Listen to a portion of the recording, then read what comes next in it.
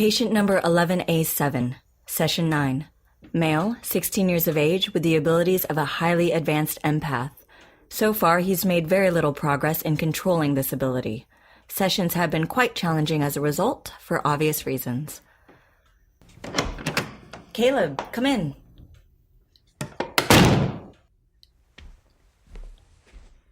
It's very nice to see you. How are you feeling this week? Fine, I guess. You had a football game yesterday, correct? Yeah, How was it? it was fine. We won. That's wonderful. That must have made you happy. Yeah, I guess. Was everyone on the team excited about winning? Yeah. Yeah, everyone was pretty excited. It was really loud. People were shouting? Or do you mean it was loud for you internally? I know you've had problems with post-game gatherings in the past. It was just loud. How was school this week? It was all right. You had a big presentation in English class, isn't that right? Yeah, How did it go? it was okay. Remind me, what was the topic? Macbeth. That's right. Did you enjoy reading it? It was okay, I guess. I didn't really like the witches. They were really creepy, and I didn't like the whole free will thing. What do you mean, the whole free will thing? Well, Mr. Collins was talking about how the witches take away Macbeth's free will by, like, tempting him to kill the king and make him confused and stuff. Do you agree? What do you mean? Do you agree that the witches took away Macbeth's free will? I don't know. Not really. All they did was make a bunch of prophecies that they knew Macbeth would like. I mean, he was still the one who killed people. Him and Lady Macbeth, many would say. Yeah, and Lady Macbeth. I didn't really like her either. No, she's not a very likable character. I just don't think that's possible. Making someone do something just because you know what's going on in their head. Macbeth was already ambitious. The witches couldn't control him just because they knew that, right? What do you think? No, I don't think they could. Remember, in the same way that Macbeth chose to murder, the witches and Lady Macbeth chose to manipulate. It doesn't matter what information you have, it's about what you choose to do with it. Yeah, I guess so. Caleb, are you worried about making someone do something they don't want to do? No, I think I made something worse. What do you think you made worse?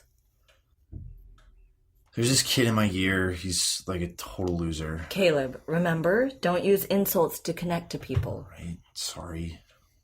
Continue. So this kid is one of those weird emo types. Sorry. He's different, I guess. He's in every one of my classes, and he's always drawing these pictures and listening to like stupid, sad folk music, and it's so fucking distracting. I'm sorry.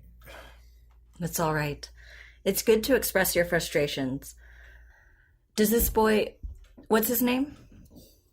Adam. Does Adam bother you during class? Talk to you? Not really, no. But you find him distracting? Yeah, I mean, he's so sad, like all the time, and it's It makes you sad. yeah, no shit, it makes me sad. Whenever he's in the room, I can't feel anything else.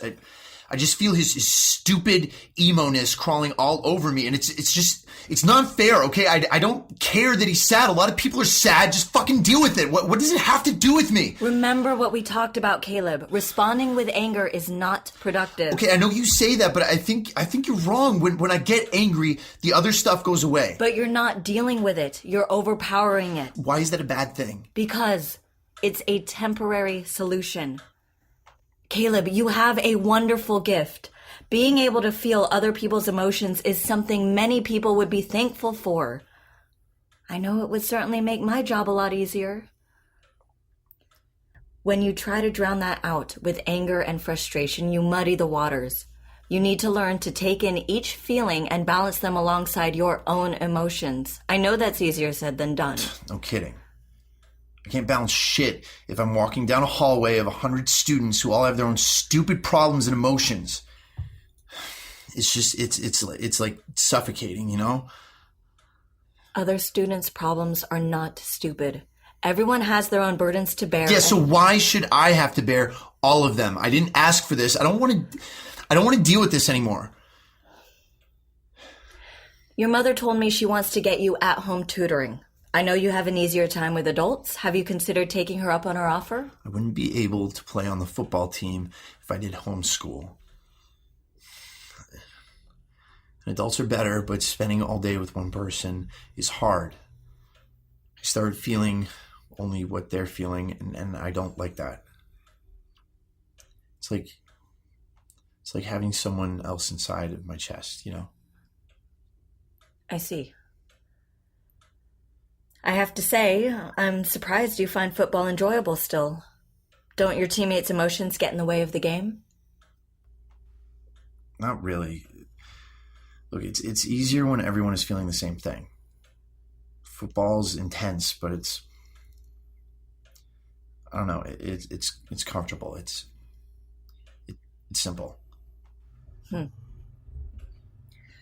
You said that when Adam is in the room, you can't feel anything else. Do you mean his are the only other emotions that you feel? Yeah, pretty much. He just sort of he drowns everything else out. Isn't that preferable to feeling what everyone in your class feels? You don't sound very happy about it. No, of course I'm not happy about it. That's literally the point. I can't be happy because he's so miserable.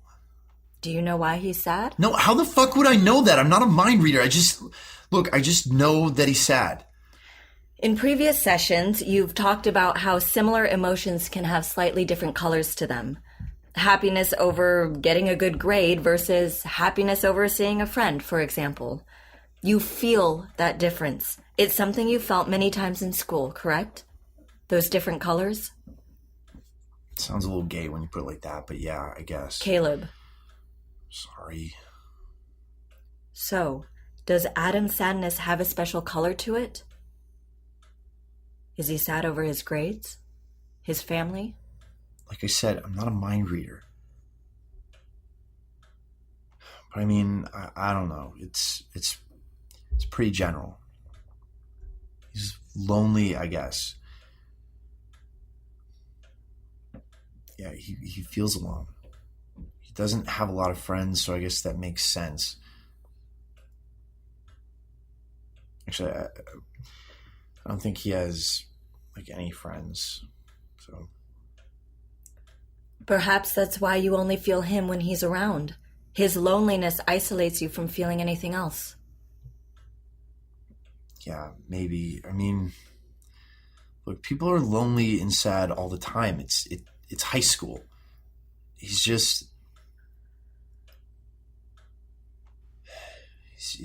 different for some reason.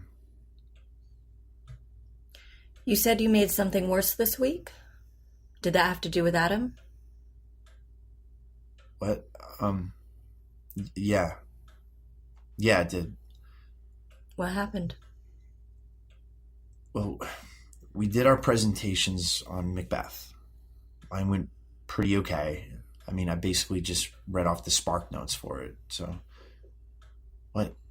Everybody does it. Anyway, he gets up there and he gives this like really long and weird presentation about the witches and symbolism and King James, and I don't know, I didn't really understand any of it. It seemed pretty smart, I guess.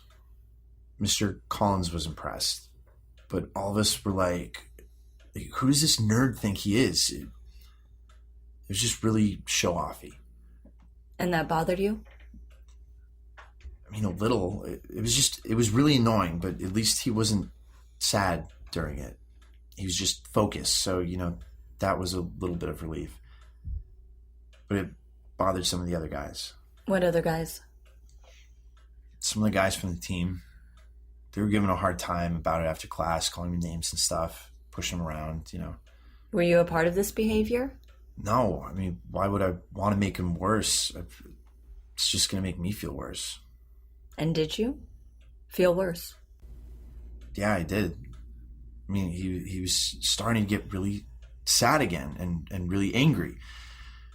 The dude's got a lot of anger. Like, way more than I would have thought. And it was making me really mad, so I asked them to stop bothering him. And did they? Yeah, they walked away. I don't understand the problem then. It sounds like you did a really good thing, Caleb. Yeah, except when I told them to back off, I said, leave him alone. The dude's sad enough as it is. Can't you see that? He wants to be left alone. And then the look on his face, he just looked so embarrassed, and I could feel him getting even more depressed and scared. I think it was the wrong thing to say, and now I've made him sad and scared. I was just trying to help, and I made him feel worse. Sometimes people don't want others to see their sadness. He probably thought he was hiding it well, and the fact that you noticed frightened him. It brought into focus just how unhappy he is. See what I mean? I knew how he was feeling, and instead of fixing it, I made him more unhappy. You're always talking about this like it's some sort of stupid gift that I can help people, but I always fuck things up. That's because you haven't learned how to control it yet. You're so young and you're dealing with so many of your own emotions that handling others is going to be overwhelming. Being a teenager is hard. You know that. I've said before that I think this ability will get easier as you grow older. Yeah, I know. Being a teenager is rough. There are hormones and all that stuff, blah, blah, blah. That doesn't change the fact that I suck.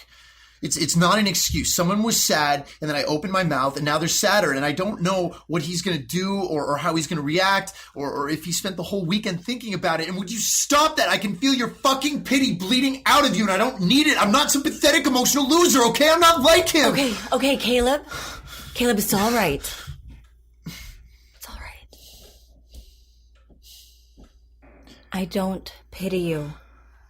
I'm empathetic to what you're feeling. Surely you of all people can understand that, right? Yeah, right. Sure. Look, I'm sorry.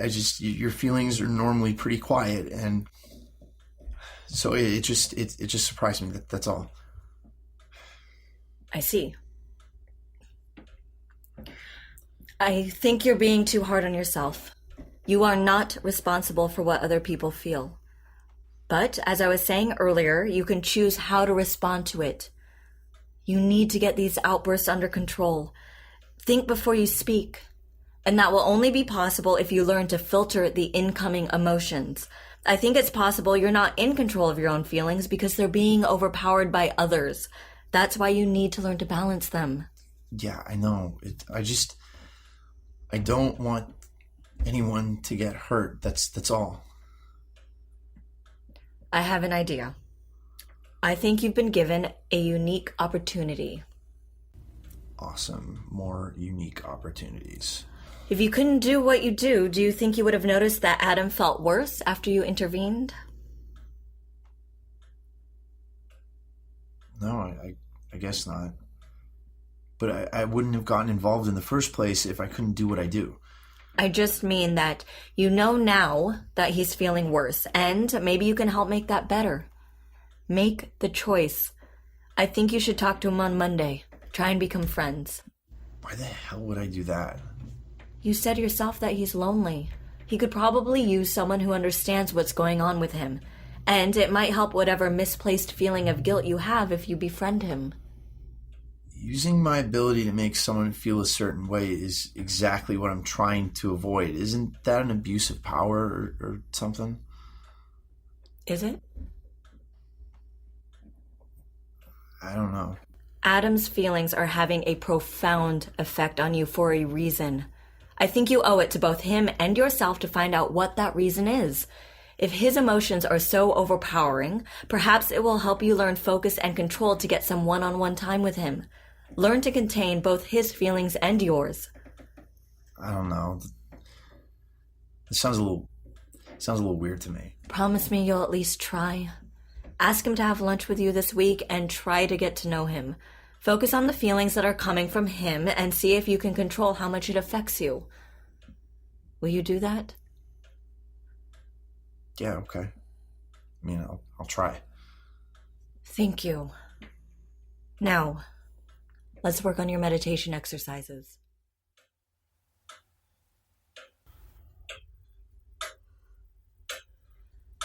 All right, Caleb. I think that's enough for today. Do your exercises at home and remember what we talked about. Make contact with Adam this week and see what comes of it. Yeah, I will. Good. I'll see you next week.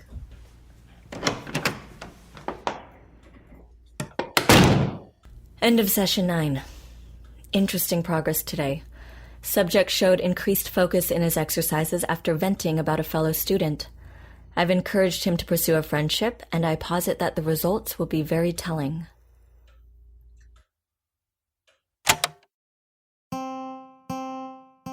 The Bright Sessions is written and produced by Lauren Shippen. The voice of Dr. Bright is Julia Morizawa. The voice of Caleb is Briggan Snow. Special thanks to Elizabeth Laird for her advice as both a psychologist and a lover of fiction, to Elizabeth and Matthew Harrington for their enduring support, and to Anna Laurie for our graphic design. For additional content or to donate to our podcast, please visit thebrightsessions.com. For any questions or just to say hi, email us at thebrightsessions@gmail.com. Thanks for listening and stay strange.